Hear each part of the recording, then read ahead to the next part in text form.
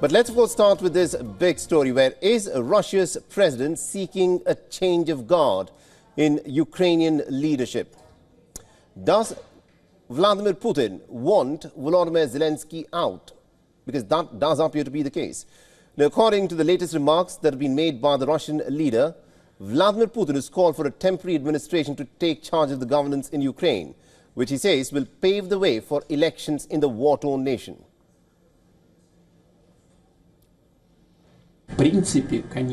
In principle, of course, it would be possible under the auspices of the UN, with the United States, even with European countries, and of course with our partners and friends, to discuss the possibility of introducing temporary administration in Ukraine.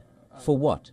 In order to hold democratic elections, in order to bring to power a viable government that enjoys the people's trust, and then begin negotiations with it on a peace treaty, sign legitimate documents that will be recognized throughout the world and will be reliable and stable. Now, Vladimir Putin made these remarks during a visit to Russia's northern port of Murmansk.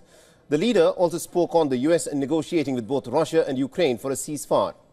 Now, Putin said that he believes his American counterpart is sincerely invested in ending the conflict.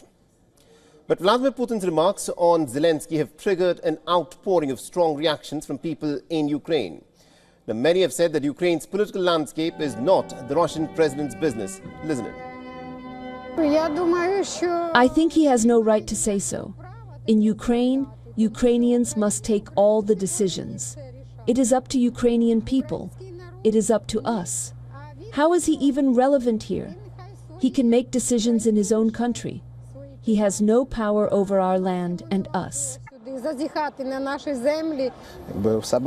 It is our country, and we must decide ourselves what to do, and no one should impose terms on us. Since he is an aggressor and he launched the war against Ukraine, we are the ones to lay out the conditions for the end of the war, and he must listen to those conditions.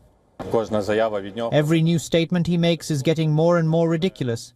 I do not think any of the world leaders will agree to that. And I do not think Ukrainian authorities and Ukrainian people will agree to that. Now, Ukraine's constitution does not allow for elections during the time of war. However, Volodymyr Zelensky has said on several occasions that he is willing to step down on the condition that Ukraine becomes a NATO member. All right, now to give us more perspective on this, we are joined in this broadcast by Professor Peter Kuznick, who's a professor of history and director of Nuclear Studies Institute at the American University, and he's joining us live on this broadcast. Professor Kuznick, this is an interesting sort of a comment that has been made by Vladimir Putin, where he says that there must be a temporary different administration other than that of Zelensky that should take over in Kiev, which could pave the path for peace. In your assessment, he's asking for a change of the Ukrainian leadership for peace to come about. Vladimir Putin has been making this demand for months now. He's been saying that Zelensky is not a legitimate leader.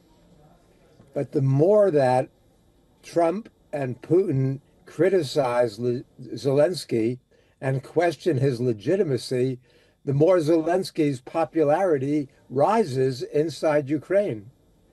When Trump first confronted him in that nasty confrontation in the Oval Office, Zelensky's approval rating was in the low 50s. Mm-hmm. According to the latest polling, it's now up to 69%.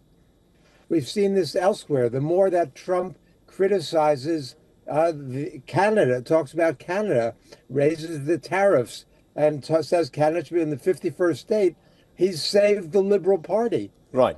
You know, so these things have their opposite reaction from what Putin or Trump might want. Interesting that you mentioned that both Vladimir Putin and Donald Trump, of course, is called Volodymyr Zelensky a dictator. There are members of the Trump administration who've met with members of the opposition in Ukraine. But is Volodymyr Zelensky the man who is being a bit of a roadblock towards peace, or are there some serious strategic differences between Russia and the United States of America and the NATO military alliance which have become a problem for peace? Or is it Volodymyr Zelensky? It's not Zelensky by himself, certainly.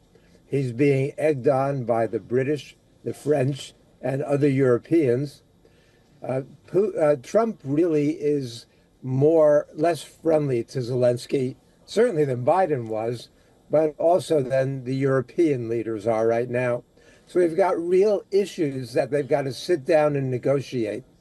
They can't even come to an agreement about a temporary ceasefire in the Black Sea. So the demands that the situation is that Russia has domination in the battlefield. Russia is on the offensive when it comes militarily right now, which puts Zelensky in Ukraine in a very difficult bargaining position.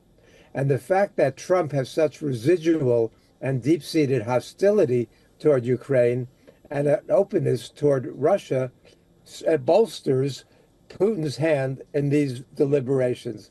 But Ukraine is a democracy. Ukraine is governed by a constitution.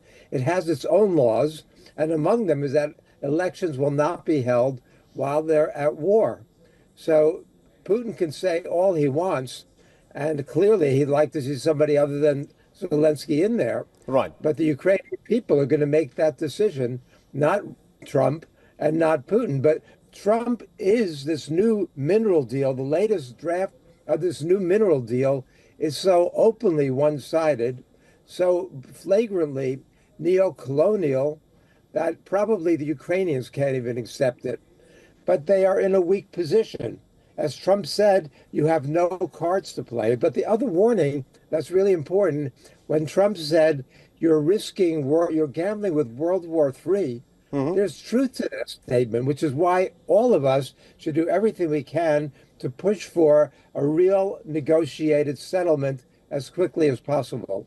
Interesting. We'll have to, of course, see as to how quickly a negotiated settlement can, of course, be reached. Thank you very much indeed, Professor Kuznick, for joining us with that perspective there. My pleasure. For all the latest news, download the WION app and subscribe to our YouTube channel.